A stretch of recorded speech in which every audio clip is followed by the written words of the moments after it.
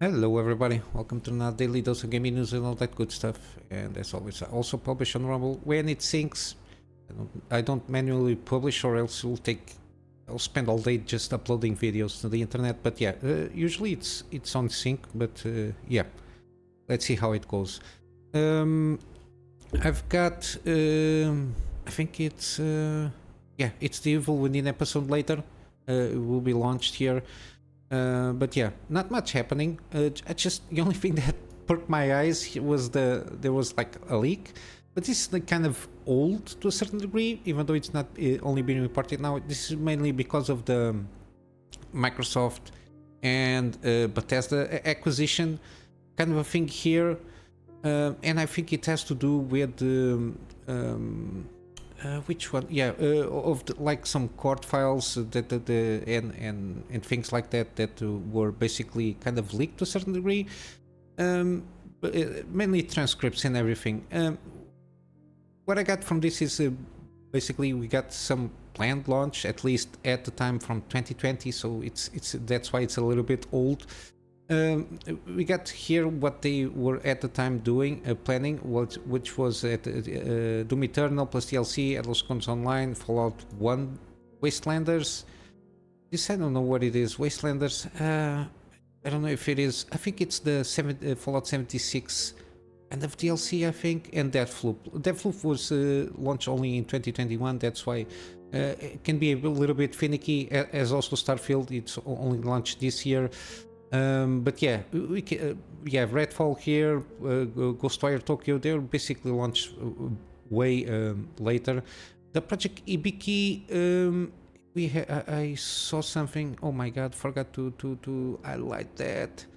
Yeah, Hi-Fi Rush, Project Ibiki, which was like a surprise launch. No, basically just they dropped, I think, in Game Awards or something like that last year. I think it's the Game Awards that it's called.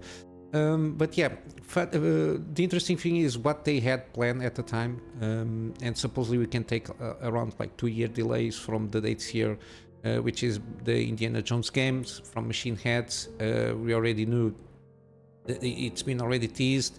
We got supposedly an Oblivion remaster, Starfield DLC, so we might see this next year. I don't know, maybe 1 year from now. But also we got like Doom Year Zero, which supposedly it's a new game. Year Zero, it's interesting how it's named, mainly because Doom Eternal and Doom. Yeah, Year Zero, I don't know if it's like going to be like a prequel or something like that. We got Project Castrel, and we got Project Platinum. We might assume, I see, yeah. It's from ID Software Games. I don't know. We will see how it goes, because when it comes to code names you can only speculate. But one of the other things that it is interesting is this Kestrel as an expansion. We got a licensed IP game. It's not Indiana Jones, so it's other stuff here. I don't know I don't know if it's going to be like. I don't think it's a Star Wars game. Star Wars IP. It's even though it's Lucasfilms. It's with EA at the moment, so I don't think we will see something like that. But we got Fallout 3 Remaster, which is kind of interesting. I don't know if these remasters are going to be like in the Creation Engine 2, which is the same engine than Starfield, basically the same version. But we will have to wait and see. But the fact that they had this kind of thing planned here, I'm surprised they didn't do anything before with Fallout 3 or even Oblivion, and they just kept with the Skyrim all over, like relaunch after relaunch and remaster and recodes and whatever it is in 10 years. They never went back to the Fallout 3, which is like the better ones, even though the story is a little bit short. Like the main story is a little bit short, but it was. I think it can be interesting how they're going about it. Even though all Fallout games are like a loading screen fest, similar to Starfield, it seems. But yeah, it's the engine limitations. It's very pronounced. And also a Ghostwire Tokyo sequel and Dishonored 3. The Ghostwire Tokyo sequel, I'm not sure. I don't know if the game sell that well. I remember when it launched, it was kind of okayish, but they had some issues, I think. I don't remember which ones, but it's my perception. When it launched, I never played or watched any reviews at the time. But yeah, Dishonored 3, also interesting. I think Dishonored 2, it was not on par with Dishonored 1.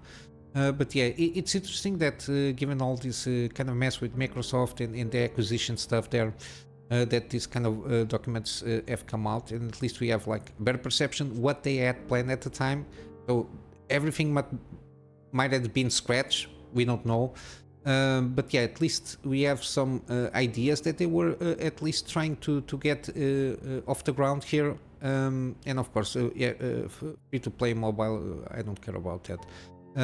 But yeah, it's interesting to see that they had these kind of projects on the table. I really like that Bethesda just or revamped the complete engine there, or I don't know, because the creation engine it's very limited in a lot of stuff, especially on the immersion kind of a thing here. Got a lot of loading screens, got some limitations still on for example, ray tracing. There is no ray tracing on Starfield, even though they tweak a little bit on the lightning stuff, on the light stuff there. But yeah, it's very old, and I don't think it can handle like newer games. I'm not sure if they are doing the new Elder Scrolls on the same engine. If they're doing, I don't know how it's going to be received in 5 years or so. It's going to be look very old and very clunky, and of course the bugs it's associated with this engine. But yeah, we'll see how it goes. I just hope they just basically revamp the entirety of the engine, because I like proprietary engines, so it doesn't stick on like a couple of engine makers per se. Even though a lot of people, even like big AAA studios, are going for Unreal Engine, and then you have the debacle of the Unity engine, which is it's now it's dead basically, even though they retracted a lot of stuff. But yeah, I like to see, because it keeps people, and the fact that you can manufacture an engine by yourself, you can tweak it to the necessities of the game itself. Even though Unreal Engine is very flexible, but yeah, I think we'll still see how it goes. Of course, I will keep my eyes on all of this, but yeah, basically this is only the news that got my interest here. So let's wrap up with some gaming deals. We got Black Mesa Definitive Edition, 80% off. So it's a remake basically of the first, oh my god, Half-Life. I think it's in the Source engine, kind of the same version of Resident Evil. I'm so sorry, on the Half-Life 2 engine, version of the engine. So it's a pretty good remake. Also, we got Mutant Year Zero. We covered the Miasma Chronicles, and now because the publisher is different, this is from Funcom, the first game. We got 60% off. I think the deluxe edition is well worth it, but again, you can download the demo, and if it interested you, just check which version is best for you. So between 60, yeah, basically 60% off of the game itself. We got also Stray, 25% off until 25th of September. Sorry, my English today is not that fluid. We got also Dredge, 20% off, so $20. Very good game. Want to try this one of these days. And also we got the bioshock remastered versions of the first and second game.